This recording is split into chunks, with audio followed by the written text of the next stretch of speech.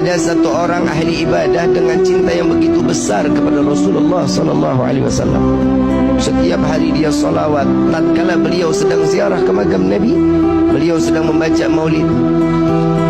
Ada salah satu orang di belakangnya mendengar, begitu selesai diajak makan di rumahnya.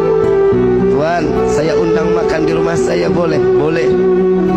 Alhamdulillah, dibawalah sampai ke rumah. Begitu sampai di rumah, ternyata bukan dikasih makan, tangan diikat, lidahnya dipotong.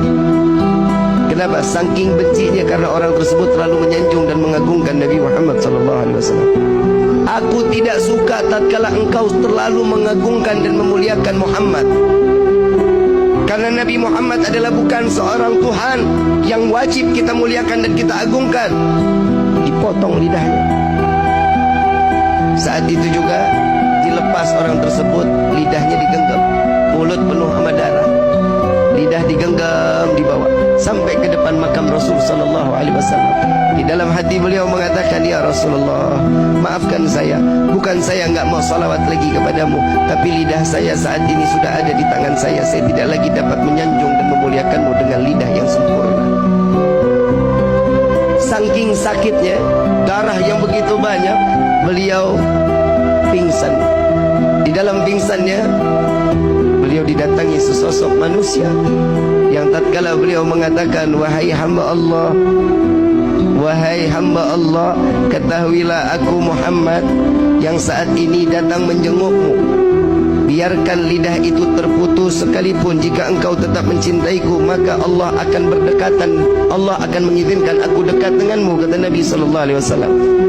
Namun si hamba Allah ini mengatakan, ya Rasulullah, tapi aku ingin bersalawat dengan fasihnya, dengan kegembiraan, dengan lisan yang penuh dengan kesempurnaan. Maka lidah tersebut diambil oleh Rasul SAW, dimasukkan ke dalam mulut. Di dalam mimpinya, tatkala terbangun dari tidurnya, lidahnya udah nyambung lagi. Di dalam mimpi Nabi memberikan manfaat kepada orang para pecinta Rasul SAW, sehingga seterusnya beliau terus dapat bersalawat kepada Nabi Muhammad SAW. Begitu tahun berikutnya beliau ziarah ke makam Nabi. Tatkala beliau datang sedang membaca maulid, ada seorang anak muda yang datang kepadanya, Tuan, saya ingin mengundang makan Tuan. Sekiranya Tuan sudi untuk ikut dan saya menjamu Tuan, marhaba, ahlan wa sahlan. Gak ada sedikit kesultanan. Lalu dibawalah oleh anak muda tersebut lewat gang yang sama, lewat jalan yang sama, ingin masuk ke dalam rumah yang sama. Lalu beliau mengatakan, wahai Tuan, saya pernah masuk ke dalam ini. Dahulu lidah saya dipotong oleh pemilik rumah ini. Apakah engkau juga ingin memotong lidahku, kata orang tersebut. Tidak, wahai hamba Allah, aku mengajakmu untuk mencicipi dari rezeki yang apa ada di saat ini. Beliau masuk ke dalam rumah. Tatkala makanan sudah disediakan, makannya sudah selesai, dikeluarkan kandang yang begitu besar. Hadirin, kandang begitu besar, begitu dilihat di dalam ada monyet yang gedenya luar biasa. Lalu ditanya, ini apa ini? Tuan, ingat dahulu engkau bilang engkau pernah dipotong lisanmu, engkau pernah dipotong lidahmu oleh ayahku. Dia adalah ayahku yang Allah kutuk menjadi kerak yang besar. Maka wahai Tuan, maafkan ayahku, biarkan dia kembali dalam keadaan wujud yang sempurna.